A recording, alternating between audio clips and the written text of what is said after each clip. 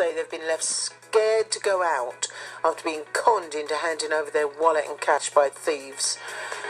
Oh, it's quite astonishing, isn't it, that somebody can stoop that low? Unbelievable. You'll hear their story in the next few moments, so don't go anywhere. Keep your calls coming in on should we take military action in Syria, 0300 200 40 41. A resounding no at the moment. And after 8:30, a very special guest for you, the X Factor contestant, Louisa Johnson from Chafford 100, here in Essex. She's just 17 years old. She's been described by Simon Cowell as the one to beat in this year's competition, and she will be singing live in the studio here at BBC Essex, so please don't go anywhere. Why do you need to go anywhere? What a show we've got for you. Sadie 9. BBC Essex. So the all-important numbers 0300 200 40 41. Text the word Essex and your message to 81333. You can email loudestwomanintheworld at bbc.co.uk. You can Twitter us at BBC Essex and at Sadie9, and you can also go to our Facebook page if you want to check us out on that as well, and like us if you choose. So this is a story that literally when I came in and was reading this story, I tell you what, when you hear of the human kindness from Father Daly, as we were speaking to a little bit earlier on, when you hear of human kindness, this just shocks you. A couple from Shoeburyness who have Down syndrome have told BBC Essex they're now too scared to leave their home after their money stolen from them whilst out shopping. Mary Ann and Tommy Pilling, who have been married for 20 years, say the trip was just about their last bit of independence. And we spoke to them earlier, and this is what they had to say. He took my money, and he took my things. It was nasty. I was upset. I did. It's not nice. It's not nice people around the streets, because it's not fair. It's not fair. It's not nice. It's unbelievable, really. That was Tommy and Mary Ann. Linda Martin is Mary Ann's mother. She also helps care for the couple. Thank you so much indeed for coming into the studio this morning to discuss this. It's unbelievable. What can you tell us about Mary Ann and Tommy? Well, this isn't the first incident that they've had. No. They've had other things happen in the past. They were actually stoned in the street by a group of young kids a few years back. Mary Ann became a complete recluse. Panic attacks. She actually ended up in hospital. It's taken a long time to get her to where she was. They've had a wonderful year, and a not so wonderful year because Tommy was diagnosed with Alzheimer's just before Christmas. Oh. So we managed to take him to Graceland to fulfil his one dream that he wanted to do. And in July they celebrated 20 years of marriage with a wedding blessing and about 140 people celebrating afterwards. And now this has come along, and I really don't know how they're going to recover from this. It's not the fact of the money, it's the fact of what they've taken away. We all live in a very, very bad world at the moment. You know, we're all unsafe on the streets, I'm afraid to say. And somebody that is obviously vulnerable has been taken advantage of in the worst possible way. How have they been since it happened? Very tearful, extremely tearful. It's pitiful. It's pitiful because Tommy gets very confused anyway. Right. And he just can't understand because, honestly, they haven't got a nasty bone in their body, you know. And over the years, you know, people's comments when they were going to get married, you say, oh, people, what do you think you're doing, allowing them to do this? They've proved how together they are. I mean, they do everything together. And this was just a simple little walk down the shops where everybody knows them.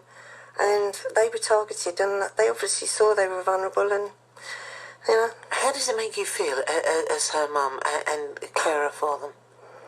I really don't know how to describe how I feel at the moment, because I've cared for her, obviously, for 44 years. Tommy's been in my care for at least 23.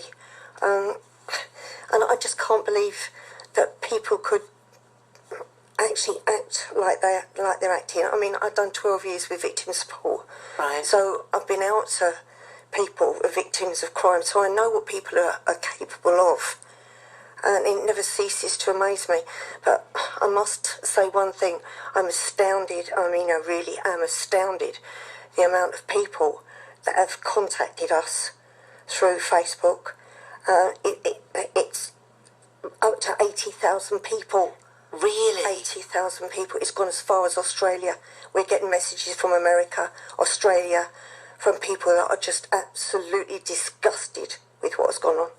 Well, I should imagine so, because I know that you say that the roads aren't safe for us, the streets aren't safe, but for the majority of us they are, because we majority are decent people. Then you get absolute scumbag bags who do something like this. I know. How does it make you feel? I mean, do you feel cross about it? Do you, oh my Lord, I don't know how I'd feel. I've gone beyond anger.